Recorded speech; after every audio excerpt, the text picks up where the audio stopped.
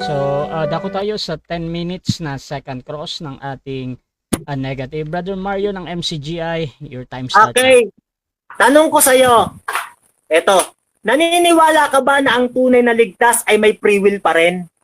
Pwede pa rin siyang gumawa ng masama. Naniniwala ka ba doon? Nakikita na. Okay. Yes, ang mga tunay na ligtas, may free will pa rin. Meron silang free will. No? At yung kanilang pagiging free will, ito po yung tinatawag po na pagtatakwil sa kasamaan. Hindi sila lumalakad. No? Kasi kilala nila, ang mga nakakilala sa Diyos, kay Kristo, ay lumalayo sa kalikuan. Yun yung kanilang free will na pagsunod, no? Kay Kristo, yung pag-obey. Tanong, dahil meron silang free will, dahil meron silang free will, at nakagawa sila ng kasalanang pangmumolestya ng bata, dahil sa free will nila, kahit ligtas sila, ligtas pa rin ba sila? Oo o hindi? Sagot, categorical. Okay? Sino tinutukoy mo? Hindi ko. Objection, moderator. Oo o hindi? Categorical. Objection. Oo, hindi daw, bro Eric. Mr. Moderator, paki-clarify po yung okay. tanong kasi Okay.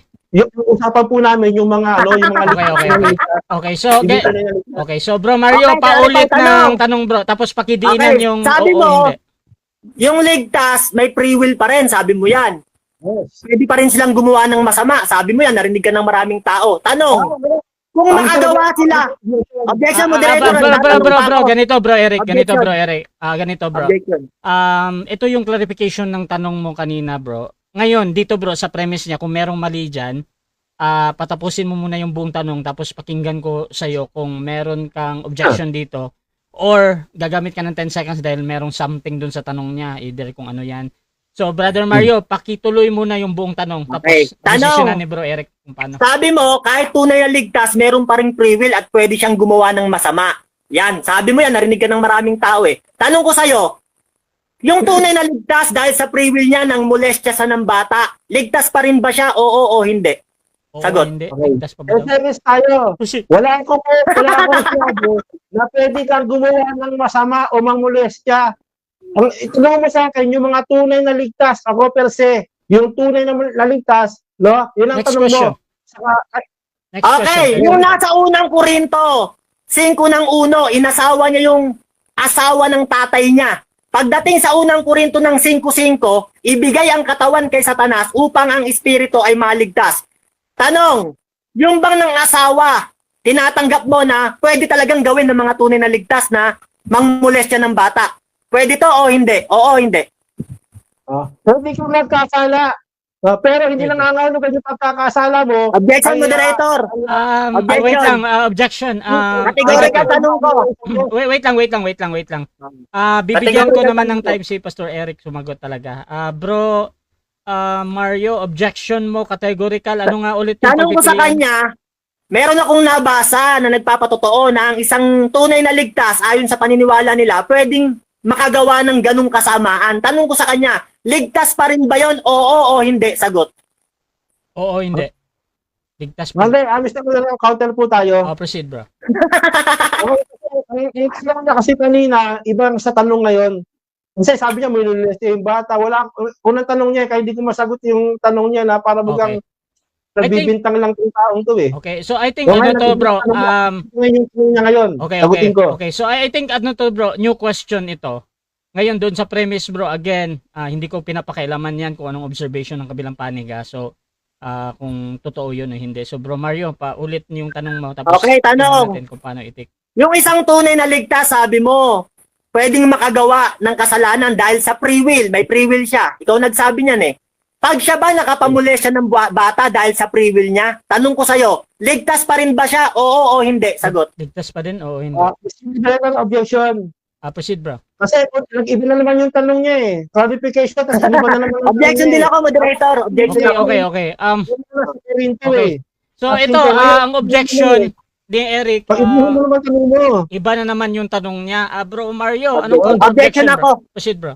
Ang objection ko, ang karapatan niya sumagot. Hindi niya karapatang questionin yung nagtatanong. Karapatan niya sumagot. Malinaw ang tanong, moderator. Okay, so Ligtas pa rin ba? Oo o hindi? Sagot, categorical. ganito bro Eric, ganito. Itong question na to bro, bagong question to. Tapos, ito yung context ng question niya patungkol doon sa binigyan daw ng free will at magkakasala pa. Plus, kung mang-rape daw ang isang tao na yan na sinasabing ligtas. Ngayon, ligtas pa din ba daw? Yes or no? So, yes or no to, bro Eric? Okay, hindi ligtas Hindi. siya kasi unang-una hindi naman tunay na mananampalataya yun. Wait lang. Sasagot Hindi pa. yan tunay na mananampalataya eh. No, kasi gumamit siya ng talata. Huwag siyang mamulis siya ng bata. Huwag ganun eh. Gumamit siya ng talata per se. Kaya hindi tunay na ligtas yun. Gamitan mo ako ng mga tunay na ligtas na nagkasala. Huwag kang kukuha sa ibang sa mga sapanta mo, sa isip mo. Okay, next question. Next Doon question. sabi mo, gamitan kita ng tunay na ligtas na nagkakasala.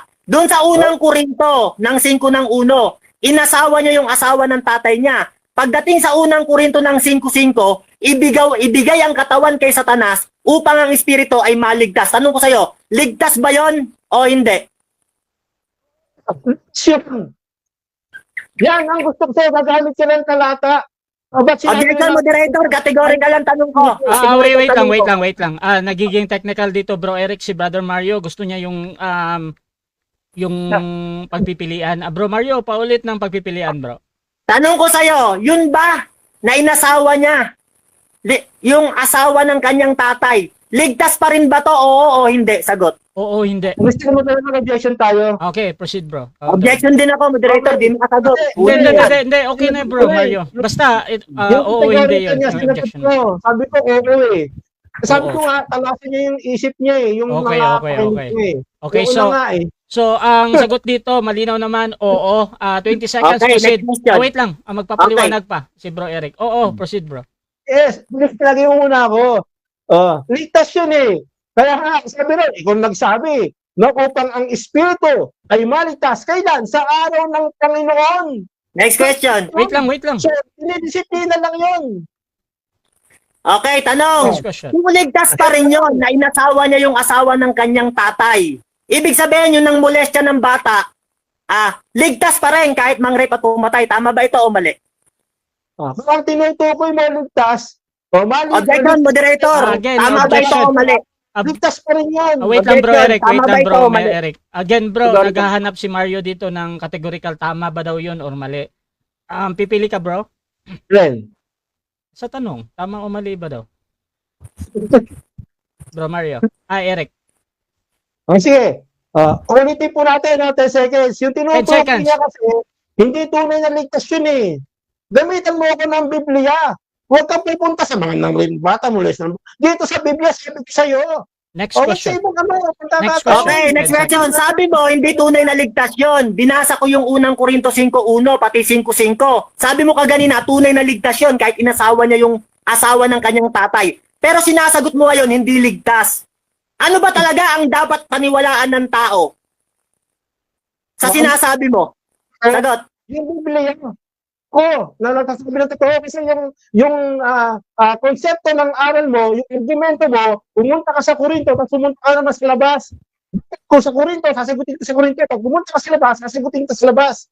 Kapag sinabi mo numulas siya, hindi tunay na ligtas yun kasi sa puntahan mo lang yun, naligtas yun. Sa sarili mo lang nang galing naligtas yun eh. Okay, next question. Next question. Sabi mo kaganina, tunay na ligtas yun. Ngayon naman, sabi mo, hindi tunay na ligtas yun. Ano sa dalawang maling sagot mo ang dapat paniwalaan ng tao? Tunay na ligtas yun o hindi tunay na ligtas?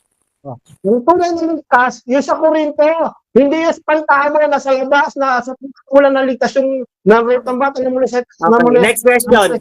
Wait lang, bro. Wait lang. Unawa mo lang yun na binigay mo sa akin ng tulong. Sabi mo, ligtas yung namolestya. Sabi ko, sa Biblia ka magtanong sa akin, sa labas. Next question. 20 seconds. Okay, sabi mo, tunay na ligtas yun nasa Kakorinto. Yung inasawa niya yung asawa ng tatay niya. Napakasama nun. Sabi mo, tunay na ligtas. Ibig sabihin ba, kahit pala asawahin natin yung mga nanay natin, ligtas pa rin ba tayo? Tama ba ito o mali? Lumayo sa Korinto. Pero pag inasawa mo ang magulang mo, ang inasawa mo, tanongin mo sa sarili mo kung ligtas ka. May Objection, moderator. Wait lang. Time stop mo na. Time stop mo na. Another objection, bro Mario. Proceed. Sabi ko sa kanya, yung nasa Korinto, inasawa niya yung ano niya yung nanay niya nanay-nanayan niya Tinanong ko sa kanya, ligtas pa rin ba to o hindi? Sabi niya, ligtas. Tanong ko sa kanya, Eh kung asawahin natin ang mga nanay natin, ligtas pa rin pa ba tayo? Tama ba ito o mali? Okay, Categorical so yung tama or mali pa din to, Pastor Eric? Mali. Mali. Proceed. Mali yung argumento niya. Kasi ang tunay na argumento kay Kristo sa Biblia, sa Biblia ka magtanong eh. No? Ang mga anak kay Kristo, lumalayo sa kalikuan ngayon, sa pantahan mo lang yan eh. Ano, idea mo lang yan, na ikaw nakasawa ng Wait lang, bro. maligtas ka pa rin. Idea mo lang yan. Tanong ka sa Biblia. Yan, tanong. Ibig sabihin pala, mali. Sabi mo, mali naman ang sabi mo yun. Ibig sabihin, yung nasa taga-Corinto na ginawa niyang inasawa niya yung nanay niya, hindi pala ligtas yun. Kasi sabi mo, hindi ligtas eh. Pag inasawa natin yung nanay natin, hindi tayo ligtas eh. Yung nasa Corintong inasawa niya yung nanay niya, nanay-nanayan niya, ligtas pa ba yun o hindi na? Sagot categorical. Ligtas yun. No, kaya sabi mo, espiritu ililigtas eh. Ngayon, yung sa pantaha mo, yung tanong mo sa pantaha, yung idea mo na ikisawa sa nanay mo, yung molestin yung mga bata, idea mo lang yun, naligtas yun eh. Guni-guni mo lang yun. Okay, next question. Sa Biblia Wait yun lang. eh. Dapat sa Biblia ka magtanong ka kasi Biblia ang pinag-usapan natin. Next question. Hindi yung guni-guni mo. Next Kung question. ligtas pa rin, yung nasa taga-Corinto na inasawa niya yung nanay-nanayan niya, ligtas pa rin. Time. 10 minutes time. Okay, so diyan nagtatapos mga kapatid Puro ang aguni-guni. second cross ng ating affirmative sa negative. So, syempre dako tayo sa rebuttal ng ating negative. Pero bago yan, shoutout muna kay Samson Rosin para sa iyo bro. Sino ba ang mga tunay na ligtas? Shoutout din kay Carl Rebutazo. Mali ang tanong at argument, hindi assumption MCGI. Shoutout din kay Emil Alfonso. Good answer ulit bro Eric. At shoutout dito mga kapatid kay RM Montejo. Unhealthy na yan Mario. Shoutout din mga kapatid kay Bonnie Pasiolan. Well explained pastor, tama ang paliwanag mo. Shoutout din mga kapatid kay John Endoza. Ang nagsasabi ka na ligtas ka ay ang Diyos. John G. Argawanon, mali ka naman Eric. Yung term na nahiwalay dati, yung nakaugnay sa Diyos kasi dumating sa punto na nagdilim ang isip. Ibig sabihin, dating nasa liwanag, Hebrews 6:4-5, nakalasap pa ng Espiritu Santo, pero tumalikod using His own free will. So, dako tayo mga kapatid sa rebuttal ni Brother Mario. Your time start now, bro. Okay, pansinin niyo mga kapatid, no? Sabi niya, yung nasa unang Korinto daw, ng 5 ng 1, inasawa niya yung nanay-nanayan niya. Sabi niya, ligtas pa rin daw yun. Sabi niya, ligtas pa rin. Yan, narinig niyo mga kapatid, no? Tinanong ko siya, kung tayo ba, aasawahin natin yung mga nanay natin, ligtas pa rin ba tayo? Sabi niya, hindi. Nalilito talaga ako kay Eric. Magulo daw yung tanong ko. Eto mga kapatid, no, magliwanagan tayo. Ano ba ang magulo? Ha? Ano ba ang malinaw? Tingnan niyo kapatid, sabi ko, ligtas ba yon yung inasawa niya yung nanay niya? Ligtas ba yon? Sabi niya, ligtas yon. Tayo ba, kung sakaling magawa natin sa free will natin na magawa natin yung ganung pagkakasala dahil may free will tayo. Inasawa natin yung mga nanay natin. Ligtas pa rin ba tayo? Sabi niya, no. Alam mo, bro Eric, marami kang ginawang kamalian doon. Ipit na ipit ka. Biruin mo, nagtatanong ako, kine-question mo ako. Ang position mo, kapatid, sumagot sa tanong. Alam mo, kapatid, sabi mo kaganina, ligtas pa rin kahit asawahin. Dahil nga nasa Korinto, yung asawa ng tatay niya, ligtas pa rin kahit asawahin. Ibig sabihin, kinakain mo na ngayon yung sinasabi mo kaganina na wala kang sinasabi na kahit mang-rape pumatay, ligtas pa rin. Yung bang pag-aasawa sa nanay at yung pangre-rape at pumatay, parehas bang kasalanan yon? Parehas, di ba? Sabi mo, ligtas pa rin eh. Ibig sabihin, kinakain mo yung napatunayan ko na talaga na kahit mang-rape at pumatay kayo, ligtas pa rin kayo. Kinain mo na. Tapos sabi mo na paano ko patutunayan na may sinabi ka bang pag mang-rape at pumatay, ligtas pa rin. Sabi mo, paano ko patutunayan? Yung paksang tinitindigan mo, nakalagay dyan, kapatid, baka makalimutan mo, affirmative ka. Sabi mo dyan, patutunayan mo ang tunay na ligtas ay hindi nawawala ang kaligtasan. Yan, kapatid, no? Eh, ang isang tunay na ligtas, may free will. Tinanong kita, sabi mo, oo. Tinanong kita, pwede pa rin ba itong makagawa ng malaking kasalanan? Sabi mo, yes. Eh, paano kung mangmolestya siya ng bata, molestyahin niya? Ligtas pa rin ba ito dahil sa free will niya? Aba, hindi ka na makasagot. Ibig sabihin, yung temang pinapatunayan mo, ginigiba mo na ngayon. Patutunayan mo, ligtas pa rin eh. Dapat ang sagot mo laging yes. Kasi nga yan ang tema eh. Na pinatutunayan mo, affirmative ka eh. Ang ginawa mo, puro 10 seconds. Takbo ka ng takbo sa 10 seconds. Alam mo bro Eric, naaawa na ako sa'yo pag ikaw ang kalabang ko. Kala ko pa naman magaling ka. Alam mo kapatid no, eto babasa ko. Mateo 8:12. Datapot ang mga anak ng kaharian ay pawang itatapon sa kadiliman, sa labas. Diyan na nga ang pagtangis at pangangalit ng kanilang mga ngipin. Yan. Sabi, yung mga anak ng kaharian ay pawang itatapon sa labas. Tanong, sino yung mga anak ng kaharian? Ligtas ba yan mga yan? Basa. Mateo 13:38. Yan ang sabi. At ang mabuting binhi ay ito, ang mga anak ng kaharian. Yan. Yan palang mga mabubuting binhi, yan ay ang mga anak ng kaharian. Huwag mo namang sabihin hindi ligtas yan. Mabubuting binhi yan kapatid, mga anak yan ng kaharian. Bakit sila tinapon sa labas?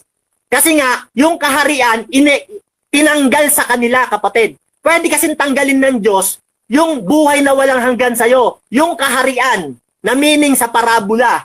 Ang katunayan nga na pwedeng tanggalin ng kaharian sa'yo, Mateo 21:43, ganito ang sabi. Kaya nga sinasabi ko sa inyo, aalisin sa inyo ang kaharian ng Diyos at ibibigay sa isang bansang nagkakabunga. Yan. Pwedeng alisin sa iyo ang kaharian ng Diyos at ibigay sa mga bansang nagkakabunga. Anong katunayan nito? Na ang Diyos talaga pumuputol at pwedeng ibigay sa iba. Roma 11:17. Ganito ang sabi. Sapagkat kung ang tunay na mga sangay na nga bali at ikaw na isang ulibong ligaw ay naisanib sa kanila, ikaw ay nakabahagi sa ugat ng katabaan ng punong ulibo. Yan. Merong mga tunay na sanga na nabali. Nakakabit yun sa punong ulibo, mga ligtas yun, bro Eric. Parables yun. Ewan ko kung maunawaan mo yun. Nangabali sila. Merong nakabahagi sa ugat ng katabaan ng punong ulibo. Tayo yun, mga hentil. Yung ibang mga Hudyo na alis. Sabi mo kaganina, yung mga Pariseyo, pinapalabas mo, ako lang nagsasabing ligtas sila. Alam mo, totoong ligtas yun, nabali lang sila, natanggal, naputol. Kasi nga bakit? Mga nagpakasama, nahiwalay kapatid. Sabi mo pa kaganina, sabi mo, parang sinasabi mo, walang mababasang salitang nahiwalay. Ang linaw-linaw kapatid eh. Efeso 4:18, sabi diyan, na sa kadiliman ng kanilang pag-iisip, sila'y nangahiwalay sa buhay ng Diyos. Yan kapatid no, mahihiwalay ka talaga sa buhay ng Diyos. Kaya kailangan sa isang mananampalataya, mananatili. Yan, sabi ni Kristo sa John 8:31, kung kayo'y mananatili sa akin, kung magkagayoy, tunay nga kayong mga alagad ko. Kailangan kasi ang pananampalataya mo, kapatid na Eric, nababaon at matibay. Ito sabi sa Kolosas ng 1:23, kung tunay na kayo'y mamamalagi sa pananampalataya, na nababaon at matitibay at di makikilo sa pag-asa sa ebanghelyo na inyong narinig, yan kapatid no, mamamalagi sa pananampalataya na nababaon, matibay, sabi ng Biblia. Bakit? Meron kasing mga tao na umuurong, hindi matibay. Kaya kapatid, yung kaligtasan, nawawala talaga yan. Ang katunayan nga sa mga tanungan, ang dami mong kinain. Ang dami mong kinain sa mga tanong ko, kapatid. Hinanapan mo ako ng ligtas na nagkakasala, bumasa ako sa'yo. Inasawa niya yung nanay niya. Yung nanay-nanaya niya, inasawa niya. Sabi mo, hanapan mo ako ng ligtas na nakakagawa ng gano'n. Binasa ko, meron. Sabi mo nga, ligtas yun eh. Tapos sasabihin mo naman, tinanong kita, sabi ko, pag tayo ba ng inasawa natin mga nanay natin, ligtas pa rin ba tayo? Kasi nga, ligtas yun nasa Korinto, sabi mo. Aba, sagot mo. Ay, hindi. Ibig sabihin, ang kaligtasan talaga nawawala. Kinakain mo na ngayon. Alam mo, pahiyang-pahiya ka na ngayon. Yung mga followers mo na lang naniniwala sa'yo eh. Bakit? Kasi nga pare-parehas kayo ng paniniwala. Sabi sa Roma 16:18, sapagkat ang mga ganyan ay hindi nagsisipaglingkod sa Kristong Panginoon natin, kundi dinadaya nila sa kanilang mabubuting pananalita at may inam na talumpati, ano pat dinadaya nila ang mga puso ng mga walang malay. Yan kapatid no, meron palang mga tao na dinaya yung mga puso ng mga walang malay. Kaya yung mga followers mo, mga nadaya nyo yan. Yan ang mga taong puso na mga walang malay. Pero kami kapatid, hindi mo kami madadaya. Bakit? Inaunawaan namin eh. Ang katunayan nga, yung magtatagumpay, sabi ng Biblia no, sa Revelation ng 3:11, panghawakan mong matibay, sabi diyan no. Kasi nga pwedeng mawala eh. Yung magtatagumpay, sabi sa Revelation ng 2 ng 7, bibigyan ng putong ng buhay. Kasi nga yung natanggap nating kaligtasan, hindi pa talaga totally nakuha natin yung buhay na walang hanggan. Ibibigay pa yan sa mga magtatagumpay. Yan ang di nyo naunawa ang mga taga-osas. Sa inyo kasi buhay na walang hanggan na kaagad eh. Kaya para kahit mamatay kayo, para kayong may trono na sa langit. Kailangan pang magtagumpay kapatid. Kaya sabi sa Revelation ng 3 ng 11, panghawakan mo ngang matibay. Kaya sabi sa Hebrews 10:38, ang aking matuwid ay mabubuhay sa pananampalataya. Datapwat kung siya'y umurong, ay hindi kalulugdan ng aking kaluluwa. Yan kapatid, no? Merong mga tao talagang umuurong. Ang katunayan nga, James 5 ng 20. Sabi diyan, ay alamin nito na ang sino mang taong nagpapabalik loob sa isang taong makasalanan ay magliligtas ng kanyang kaluluwa sa kamatayan. Yan, sabi diyan, no? Nagpapabalik loob sa isang taong makasalanan. Bakit pinababalik loob? Kasi nga dati nang nasa Diyos. Kailangan mong pabaliking loob kasi nga, mapapahamak siya sa impyerno. Yan, ililigtas mo ang kanyang kaluluwa sa kamatayan. James 5 ng 20. Huwag mo naman sabihin hindi ligtas yan, bro Eric. Pinababalik loob nga eh. Ibig sabihin, dati nang nasa Diyos. Yan kapatid, no? Kaya mo bang gibain yung mga talata na yan? Pumuputol talaga ang Diyos pag nagpapakasama ng isang mananampalataya. Ang katunayan nga, Roma 11:22. Sabi diyan, no? Masdan mo nga ang kabutihan at ang kabagsikan ng Diyos. Datapwat ang kabutihan ng Diyos ay sa iyo kung mananatili ka sa kanyang kabutihan. Kung sa ibang paraan man, ikaw ay puputulin. Yan kapatid, no? Puputulin ka kung sa ibang paraan kung di ka mananatili sa kabutihan ng Diyos. Yan. Merong mga taong hindi nakaabot sa biyaya ng Diyos. Kapatid, hindi mo yan nauunawaan kasi sabi ng Mateo 13:13, kahit umunawa kayo ng umunawa, di kayo makakaunawa. Sabi sa 2 Timoteo, lagi kayo nagsisipag-aral, di kayo nakaalam ng katotohanan. Lahat ng madadala nyo sa relihiyon nyo, kawawa. Kayo ang pinakamasamang relihiyon eh. Yan ang totoo eh. Biruin mo, asawahin yung nanay, ligtas pa rin.